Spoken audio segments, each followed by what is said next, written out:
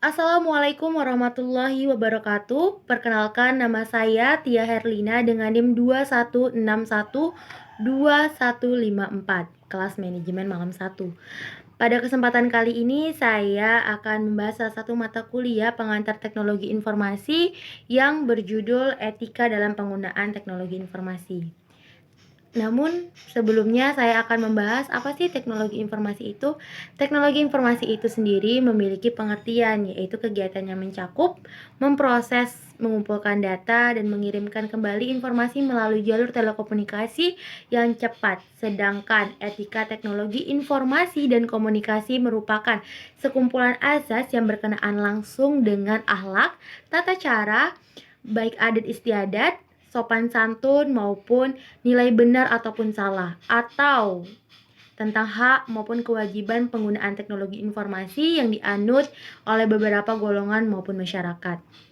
Nah, etika sangat berperan penting dalam teknologi informasi dan komunikasi. Seperti yang kita tahu bahwa kita bisa mendapatkan informasi secara cepat dan tepat.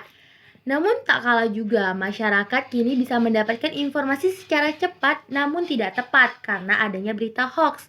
Peran etika juga mencegah kita dari dampak negatif teknologi informasi dan komunikasi, seperti contohnya penyebaran pornografi di bawah umur. Nah, ini banyak banget anak-anak yang mengakses pornografi di bawah umur, meskipun pemerintah telah memblok situs-situs dan memberikan batas usia.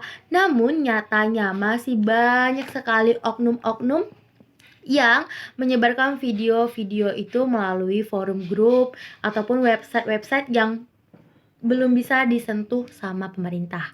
Ini yang menjadi perhatian kita terhadap teknologi informasi dan komunikasi, karena ketika kita punya etika, kita tidak akan bisa menyebarkan video tersebut. Nah, inilah pentingnya kan. Menurut Richard Marston tahun 1986, ada 4 hal yang mencakup dalam etika teknologi informasi dan komunikasi. Yang pertama, privasi. Ini menyangkut hak individu mempertahankan informasi pribadinya dari pengaksesan orang lain tanpa seizin pemiliknya.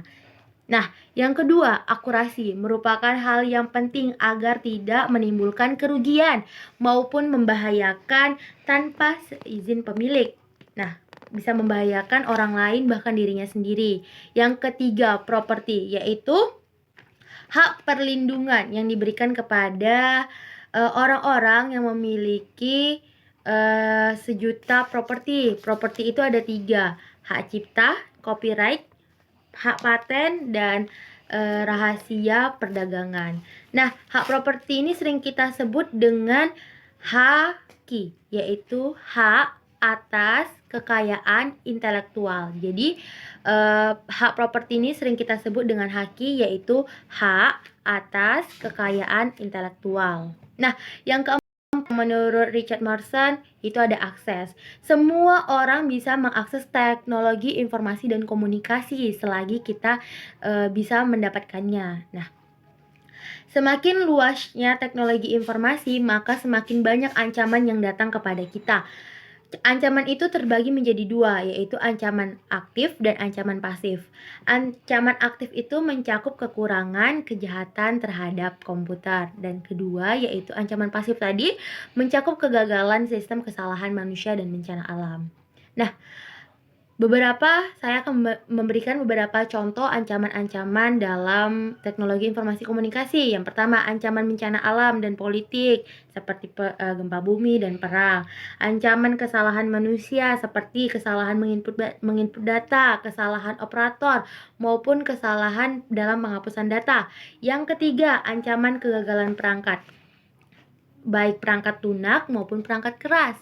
Yang keempat, ancaman kecurangan dan kejahatan komputer seperti penyelewengan aktivitas dan kartu kredit. Yang terakhir itu ada ancaman program jahat atau usil. Biasanya ini dilakukan oleh para hacker yang memang benar-benar dia kurang kegiatan ya guys.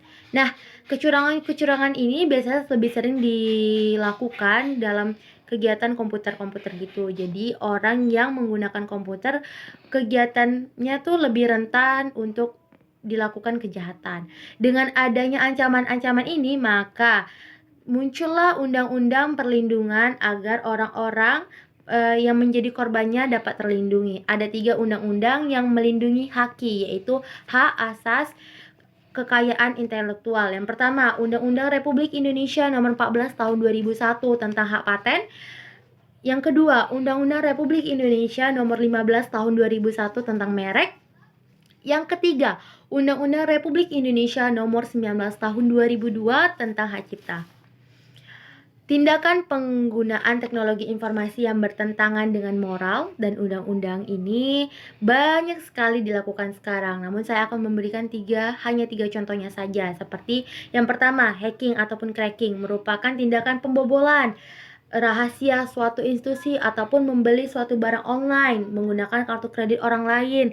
Nah, yang kedua, pembajakan. Sering sekali melakukan pembajakan yaitu menguntit, menduplikasikan suatu produk dengan menyebarkan tanpa seizin orang tersebut. Nah, ini nih ini nih termasuk tindakan kriminal. Dan yang ketiga, membrowsing situs-situs yang tidak sesuai dengan moral dan etika kita. Nah, seperti yang tadi dari awal saya bilang, contohnya penyebaran video pornografi itu sangat melanggar norma-norma yang ada. Nah, jadi kita sebagai masyarakat yang baik, kita harus memperhatikan etika-etika. Contohnya, yang pertama, menggunakan fasilitas teknologi informasi untuk melakukan hal-hal yang benar saja. Yang kedua, tidak memasuki sistem informasi orang lain. Yang ketiga, tidak membagikan user ID kita dan password kepada orang lain untuk menghindari kejahatan-kejahatan yang akan datang. Keempat, tidak mengganggu atau merusak sistem informasi orang lain dengan cara apapun. Yang kelima, menggunakan alat pendukung teknologi informasi dengan bijaksana dan merawatnya. Keenam ya sekarang. Nah, keenam ini tidak menggunakan teknologi informasi dan komunikasi yang melanggar hukum dan norma-norma. Nah, ketika kita melanggar hukum, pasti kita akan mendapatkan konsekuensinya. Dan yang ketujuh, menjunjung tinggi haki, yaitu hak atas kekayaan intelektual. Dan yang terakhir, tetap bersikap sopan dan santun walaupun kita tidak bertatap muka secara langsung. Saya Tia. Berikut itu tadi merupakan penjelasan dari saya. Semoga teman-teman semua bisa dengan mudah menerima penjelasan dari saya tentang etika dalam penggunaan teknologi dan informasi. Sekian dari saya. Wabillahi taufiq wal hidayah. Wassalamualaikum warahmatullahi wabarakatuh. Sampai jumpa.